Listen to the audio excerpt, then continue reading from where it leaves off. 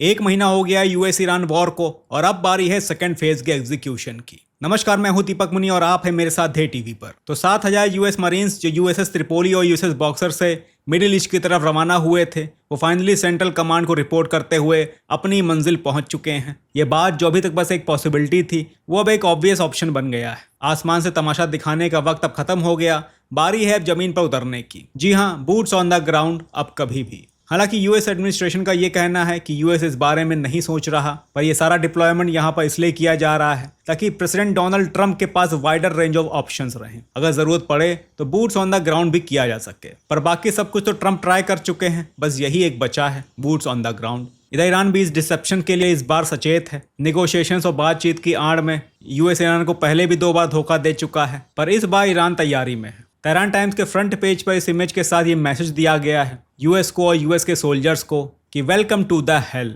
US troops who step foot on the Iranian soil will leave only in coffins.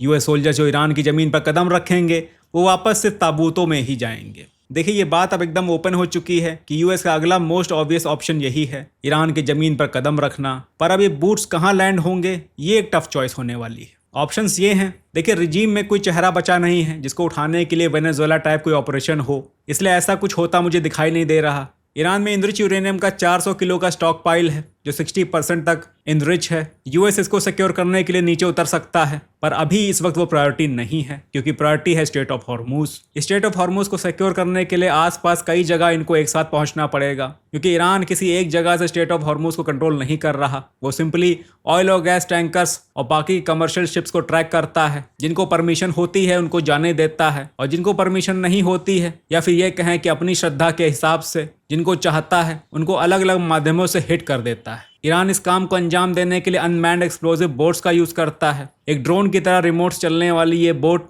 Explosive लेकर चलती हैं और जाकर सीधे टैंकर से हिट हो जाती हैं। इसके अलावा ईरान यहाँ पर रॉकेट्स का भी यूज करता है, और ये सब कुछ कहीं एक जगह से कंट्रोल नहीं किया जाता। तो अगर यूएस के मरीन्स स्ट्रेट ऑफ हॉर्मुज के आसपास उतरते हैं, अंदर नहीं जाते हैं, तो वहां किनारे उतर कर भी ये कुछ नहीं कर पाएंगे, और ईरान के अंदर यूएस घुसेगा नहीं। फिर बात आती है खर्ग आइलैंड की। खर्ग आइलैंड 20 से 22 स्क्वायर किलोमीटर का एरिया है। ईरानियन ऑयल एक्सपोर्ट का नर्व सेंटर माना जाता है, जहां से ईरान 95% ऑफ ऑयल और गैस बाहर दुनिया में एक्सपोर्ट करता है। इसको हॉस्टेज करके ईरान से यूएस स्ट्रेट ऑफ हॉर्मुज की बार्गेनिंग कर सकता है। तो मुझे लगता है कि प्रेजेंट सर्कमस्टांसेस में ये एक मात्र ऐसा ऑप्शन है जो यूएस कंसिडर कर सकता है, और यहीं की जमीन पर उतरेंगे यूएस के बूट्स। पर यह सारा काम सीधा नहीं होगा। बूट्स ऑन द ग्राउंड से पहले एक बार एयर रेड और होगी, ताकि जो बचा कुचा मिलिट्री इंफ्रास्ट्रक्चर खर्ग आइलैंड या उसके आसपास है उसे भी डिस्ट्रॉय किया जाए। ईरान बार बार धमकी दे रहा है कि आइस के बदले आई नहीं, आई के बदले सर होगा। तो यूएस वॉर रूम्स में इस बात को लेकर बहुत ज्यादा कंसर्न है। तो ये जितना होगा उतना सेफ पैसेज देंगे अपने मरीन्स को, ताकि इस तरह के कोई नौबत ना आए। एयर सपोर्ट होगा और हैवी एयर सपोर्ट होगा। अब दूसरी तरफ कई लोगों के मन में ये सवाल आ सकता है कि अगर यूएस 20,000 स्क्वायर किलोमीटर के आइलैंड पर अपने सोल्जर्स भेज देगा तो ईरान के लिए वो एक ईजी टारगेट होंगे। ईरान वहां मिसाइल्स बरसा कर यूएस के उन सोल्जर्स को एक साथ खत्म कर सकता है। अच्छा खासा डैमेज दे सकता है ईरान। हाँ, बिल्कुल ऐसा हो सकता है, पर ईरान ऐसा करेगा नहीं, क्योंकि यूएस ने भी ऐसा कुछ नहीं किया था। पिछली बार जब यूएस ने खर्ग आइलैंड पर बॉम्बिंग की थी तो सिर्फ मिलिट्री टारगेट्स को ही हिट किया था। इन लोगों ने ऑयल और गैस इंफ्रास्ट्रक्चर को हिट नहीं किया था। यूएस के लिए फिर भी ये आसान था, क्योंकि टारगेटेड स्ट्राइक्स में इन लोगों ने ऑयल और गैस इंफ्रास्ट्रक्चर को बचाते हुए पिन पॉइंट एक्यूरेसी के साथ मिलिट्री टारगेट्स को ही हिट किया था। ईरान के लिए मुश्किल काम होगा, क्योंकि ईरान की मिसाइल्स इतनी एक्यूरेसी के साथ नहीं गिरती। इसलिए ईरान ऐसा कुछ करके अपने खुद के ऑयल इंफ्रास्ट्रक्चर को, जिस पर उसकी 95% ऑफ ऑयल इकोनॉमी डिपेंडेंट है, उसको नुकसान नहीं पहुंचाएगा। तो ये हो सकती है बूट्स ऑन द ग्राउंड की कहानी। देखिए, यूएस ईरान की वॉर में मैंने कई लोगों को ये भी कहते हुए सुना है कि ईरान यूएस की डोमिनेंस को खत्म कर रहा है।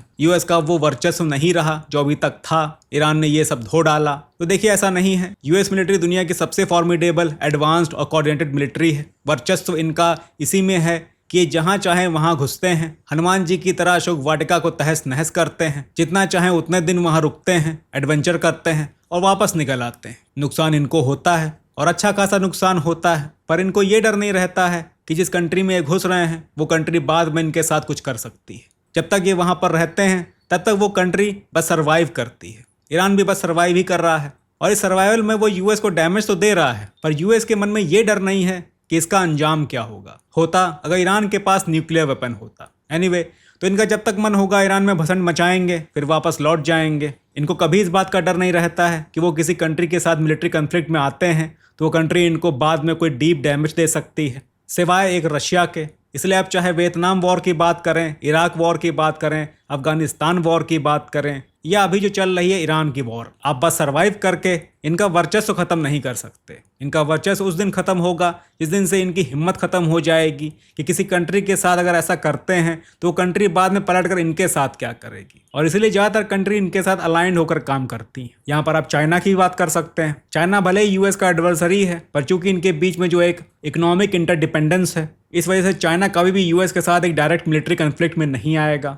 एटलीस्ट तब तक तो नहीं जब तक वो यूएस को बराबर का डैमेज देने के काबिल ना हो जाए। सेम स्टोरी भारत की भी है। हम भी यूएस के साथ कन्फ्लिक्ट ऑफ इंटरेस्ट अवॉइड करते हैं और ये सारा काम हम अपनी स्ट्रेटेजिक ऑटोनॉमी को बनाए रखते हुए करते हैं। हाँ, पाकिस्तान की बात अलग है। पाकिस्तान यूएस के ऊपर ओवर डिपेंडेंट है, इसलिए ये हर वक्त दुम हिलाते रहते हैं। टॉयलेट पेपर बनने को भी तैयार रहते हैं। यूएस के लिए हर वो गंदा काम करने के लिए तैयार रहते हैं जिसके बदले इनको डॉलर्स मिले। इसलिए इस गलत फहमी में मत रहिए कि ईरान यूएस के डोमिनेंस को खत्म कर रहा है। ये पहले भी उत्पात मचाकर निकल गए थे, तब भी इनका डोमिनेंस नहीं खत्म हुआ। इस बार भी ये वही करेंगे। ईरान और ईरान को समर्थन देने वाले बस इस बात का जश्न मना सकते हैं कि उन्होंने यूएस को रिजीम चेंज नहीं करने दिया, यूएस के ऑब्जेक्टिव्स फुलफिल नहीं हो पाए और सरवाइव करते रहे जैसे तालिबान करता रहा। हो सकता है मेरी बात बहुत लोगों को अच्छी नहीं लगेगी, पर दोस्त सच्चाई यही है, आप मानो या ना मानो। तो चलिए फिलहाल के लिए इतना ही, मिलते हैं अगली वीडियो में और अपडेट्स के साथ।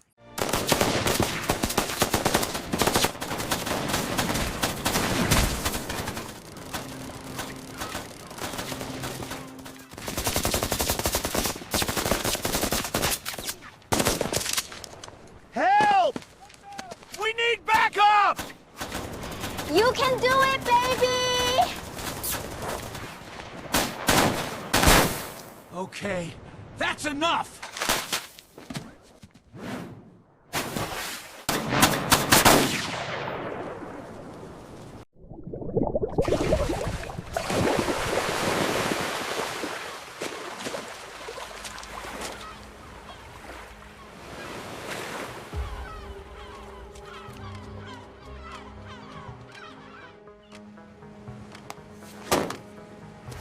You got 10 seconds! Believe me, you don't want this! 5 seconds! Very serious situation! 3, I'm ready! 1 last chance! You know what? Forget it. Let's do this the smart way. We talk. Okay. Let's make a deal. That's a good point. I'll take it. Best negotiation I had today.